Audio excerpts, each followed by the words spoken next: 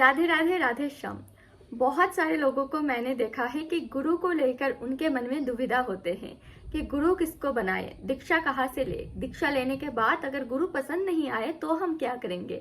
हमारी जीवन शैली कुछ ऐसा है कि हमसे 16 माला करना तो पॉसिबल नहीं है, हमसे नॉनवेज छोड़ना तो पॉसिबल नहीं है। तो अगर गुरु दीक्षा लेने के बाद कह दे कि 16 माला करो तो हम क्या करेंगे। तो आज आपके मन में जो भी दुविधा है वो मेरा जितना अनुभव है उसी से मैं दूर करने की प्रयास करूंगी। तो देखिए, पहले हमें यह समझना होगा कि गुरु कौन है, क्योंकि अक्सर हम गुरु और गोविंद को अलग अलग समझते हैं, लेकिन हमें यह समझना होगा कि गुरु ही गोविंद है। जिनका भी मन में ये दुविधा है कि हम गुरु किसको बनाए, हम तो पापी हैं, हमको कहाँ गुरु मिलने वाला है, ये सब दुविधा छोड़ के आप भगवान के चरणों में पूरी तरह से आत्मसमर्पण कर दें और भगवान से कहिए कि आप वो करिए जो मेरे लिए ठीक है। तो सही समय आने पर गुरु आपको ढूंढ लेगा, क्योंकि हम कौन होते हैं गुरु को ढूंढने वाला। वो गुरु ही है जो हमें ढूंढता है, वो गुरु ही है जो हमें अंधकार से बाहर निकालते हैं। और हम जो ये समझते हैं केवल गुरु पूर्णिमा का दिन ही गुरु का जो चरण पादुका है उसे और गुरु का मूर्ति से, या फिर अगर गुरु स्वयं शरीर में प्रकट है उनको चंदन पुष्प और माला पहनाकर पूजा करना ही गुरु का पूजन है।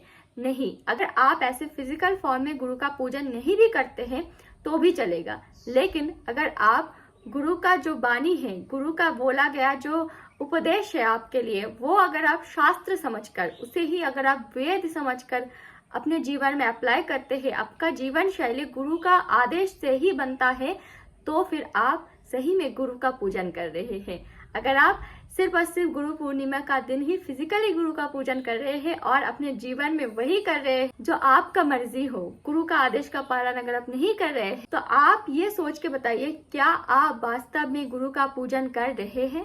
हमेशा ये बात ध्यान में रखिएगा कि गुरु अगर रुष्ट हो जाए तो हमें गोविंद मिलने वाला नहीं है। अगर गोविंद रुष्ट हो गया तो गुरु का इतना सामर्थ्य है कि वो हमें गोविंद प्राप्ति करवाए। तो आप समझ सकते हैं कि गुरु का कितना महत्व है। तो जिनके मन में दुविधा है कि गुरु किसको बनाए, जब तक आपको गुरु नहीं मिल जाता है तब तक के लिए आप पूरी तरह से भगवान के चरणों में समर्पण कीजिए खुद को और भगवान से कहिए कि मेरे लिए जो उचित है, मेरे लिए जो ठीक है वो कीजिए। तब जब सही समय आएगा भगवान आपको गुरु से मिला देंगे, गुरु आपको ढूंढ लेंगे।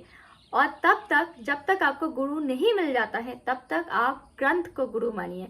किसी एक ग्रंथ को आप चूज कीजिए और उस ग्रंथ को आप डेली अध्ययन कीजिए और उसमें जो लिखा है उसे ही गुरुवाणी समझकर अपने जीवन में अप्लाई कीजिए। जैसे कि हम सिख धर्म में देखते हैं कि वो लोग कोई इंसान को गुरु नहीं बनाते, उनके लिए ग्रंथ साहिब ही गुरु है।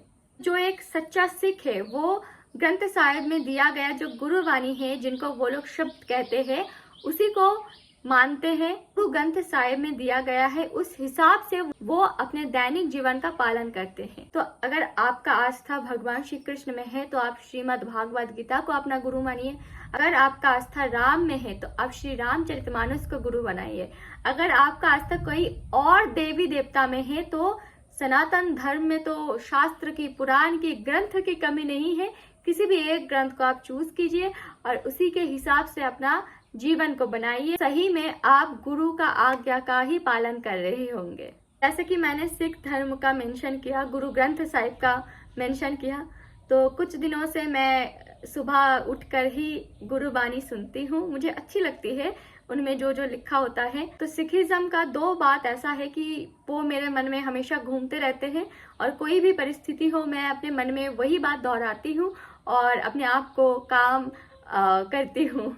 तो एक तो है कि चुप करे सो मोती मिल, सबर करे ते हीरा, यानी जो व्यक्ति चुप रहता है उनको मोती प्राप्त होती है और जो सबर करना जानते हो उनको हीरा प्राप्त होते हैं। तो जब भी मैं विचलित हो जाती हूँ, जब भी मेरा मन करता है कि सामने वाले व्यक्ति को ये बोल दूं, तब मैं अपने मन में ये दोहराती हूँ और चुप कर जाती हूँ और यही बोलकर मैं धैर्य रखती हूँ कि समय सब कुछ ठीक कर देगा। और एक शब्द है कि मन की बात कही ना जाए, जो कहे तो पीछे पछतावे, ऐसा कुछ है।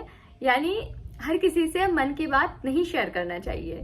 अगर आपने शेयर कर दिया तो बाद में जाकर आप पछताएंगे क्योंकि आपने देखा होगा कि सामने वाला व्यक्ति आपका मजाक ही उड़ाता है ना, और बाद में आपको पछतावा होते हैं कि अरे मैंने ऐसा क्यों बोल दिया। तो मैं ये बात भी अपने मन में दोहराती हूँ, अगर कोई मुझे पूछता है कि क्या हुआ बताओ, तो मैं नहीं बोलती हूँ, अपने आप को कंट्रोल कर लेती हूँ, क्योंकि मेरे साथ ऐसा बहुत होता है कि मैं कुछ ज़्यादा ही बोल देती हूँ, क्योंकि मैं थोड़ा एक्सट्रोवर्ट टाइप का हूँ और इतना बोलना अच्छा नहीं होता। बाद में पछतावा होते हैं, अरे ये नहीं बोलना था, अरे ये क्यों बोल दिया। तो अब जब मैं गुरुवाणी सुन रही हूँ और उसमें ऐसा लिखा है कि मन की बात कही ना जाए, जो कहे आगे पछताए, ऐसा कुछ, मैं अपने आप को कंट्रोल कर पाती हूँ, है ना। तो आप समझ सकते हैं कि ग्रंथ का कितना महत्व है हमारे जीवन में, गुरुवाणी का कितना महत्व है हमारे जीवन में। तो जब तक आपको गुरु नहीं मिल जाता है, किसी एक ग्रंथ को आप गुरु मानकर उस ग्रंथ को डेली अध्ययन कीजिए, उसी ग्रंथ को आप पूजन कीजिए, यानी उस ग्रंथ में जो लिखा है उसको अपने जीवन में अप्लाई कीजिए और अपने जीवन को अच्छा बनाइए, तभी होगा उस ग्रंथ का पूजन। तो ये तो मैं अपना अनुभव शेयर किया। अगर आपके पास भी गुरु से लेकर कोई अनुभव है, आपका विचार से क्या है गुरु का महत्व क्या है आपके जीवन में, आप कमेंट कर सकते हैं। कमेंट में आपका वेलकम है। राधे राधे, राधे श्याम।